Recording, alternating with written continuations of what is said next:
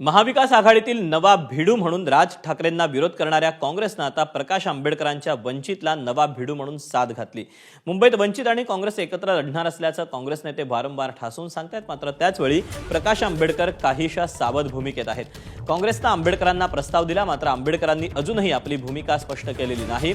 त्यामुळे काँग्रेस वंचित रासप आणि गवई गटासोबत मोठ बांधण्याच्या प्रयत्नात आहे। मात्र निर्णयाचा चेंडू प्रकाश आंबेडकरांच्या कोर्टात आहे। संपलाय विषय तो, आमच्याकडून तो विषय संपलेला आहे। आम्ही मुंबईमध्ये काँग्रेस आणि वंचितला घेऊन लढण्याचा आमचा निर्णय झालेला आहे।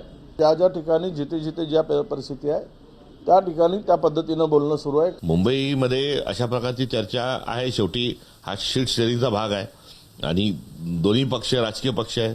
तिथे शक्य जर झालं तर आघाडी मुंबईमध्ये देखील होऊ शकते आणि तसं जर झालं तर जी आमच्या पक्षातील कार्यकर्त्यांना आणि वंचितच्या कार्यकर्त्यांना दोघांनाही आनंद होईल। काँग्रेसवाल्यांनी पुन्हा बोलण्याची इच्छा दाखवलेली आहे। 1-2-3 दिवसामध्ये ते असं म्हटले की फायनल निर्णय आपला होईल की आपण काय करतोय त्याच्या संदर्भातलं, आणि ते मला कळवलं जाईल। त्याच्यामध्ये नगर परिषदेमध्ये पण काँग्रेसने युती केली, जाहीरपणे त्यांच्या खासदारसोबत बसले होते आणि नंतर मग ते म्हणून काँग्रेसने स्कॅनर लावला पाहिजे की काँग्रेस ही किती आहेत आणि काँग्रेस पक्षामध्ये राहून त्यांचा आत्मा दुसऱ्या पक्षामध्ये किती जणांचा आहे त्यांनी बघावं।